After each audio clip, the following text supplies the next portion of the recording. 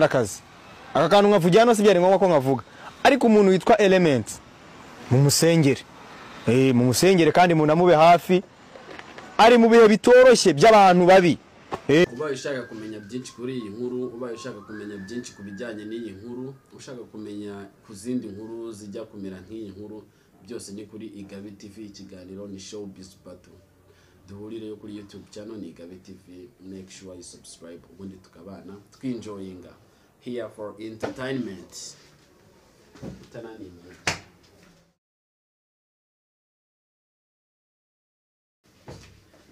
Mumeje kubifuriza ibihe byiza mwese mukomeje gukurikirana Igabe TV. Uyu munsi nkaba ngiye kubagezaho ikiganiro nabateguriye muri Showbiz Battle nkuko mubimenyereye, aho tumenyera amakuru ari kuvugwa hirya no hino muri showbiz.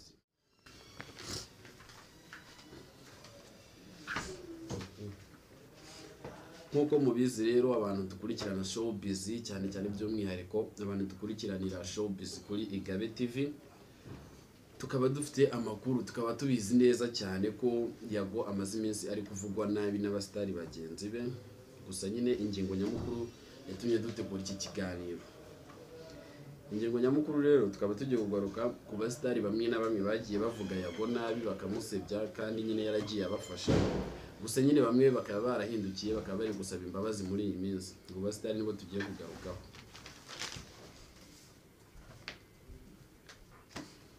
Tukaba rero tugiye gutangira ku mustari bita Sky2 Icarawige. Sky2 Icarawige akaba yaragiye avuga, akora ibiganiro bitandukanye, agenda avuga nabi umunyamakuru Yago, agenda amusebya nyine ku maceno agiye atandukanye. Ariko kuri iyi ncuro akaba yemeye kwicara akiga, akaza gusaba imbabazi Yago. Umunsi udasanzwe ku banyarwanda. Abantu benshi aba big energy mwari muzi ko Sky2 tutazongera guhura, tuzongera kwiyunga. No, uyu munsi Sky2 yaje kuri Yago TV show gusaba imbabazi. Nanjye Yago Pondati nicaye imbere yanyu nsaba imbabazi Sky2 kubera ko nari namurekuyeho iki Rocket Destroyer. Yataboneraho no kumusaba umugati. Anga esizi video basi ziracyarimo expenses zingana gutyo. Genda ninjira muri uwo mwandiko w'umuziki wa. Urangi binyemerera wamfura we. Urakoze cyane mfura. Rero yamaze gusaba imbabazi Yago, ubu tuvugana biyunze, ataboneraho no kumusaba umugati. N'ubundi Yago asanzwe atanga umugati. No, intambara irasenya ntiyubaka. Ntago yubaka. Icyo dupfa ntago cyagakwiriye kuruta icyo twebwe dupfana. Turimo tunyarukiye ku rundi ruhande gato ya rero, impaka zikomeje gucika hagati ya Yago na Emirene. Reka tunyarukiriyo ku ruhande gato ya turebe se bimeze bite, n'ibiki biri kuvugwa, izo mpaka zikomeze gucibwa n'iziri. Ese hagati ya Murindahabirene na Yago ninde urenze? Katunyarukiriyo gato turebe uko bimeze.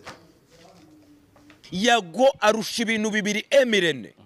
Mubyumve neza, mutazongera no kubyitira mana yanjye, kubera ukuntu ibintu tuba tubireba tubibamo nawe kandi ubuze ukuri. Yego, Emirene azwiho kugenda akazana impano akazerekana. Twavuga nyinshi cyane. Si ibintu byiza se? Hari niza managing rwose. Mu gihe Yago we atagenda ngo azane impano mutandukanye, Yago aragenda akazana umuntu from nowhere, ahubwo akamubrandinga, akamuremamo impano. Twe tugashaka umuntu tukamuburamo impano, ariko nyuma y'ukwezi abiri umwaka bikagaragara ko yari impano. Mu gihe Emirene we azana impano iri pure, ariko noneho itaragira spotlight. Mubanze mutandukanye abo bantu. Kuri YouTube Igabe TV, TikTok Igabe TV, kuri Instagram ni Igabe TV. Ikiganiro ni Showbiz Battle. Duhurireyo dukanda button subscribe. Thank you very much. Murakoze cyane.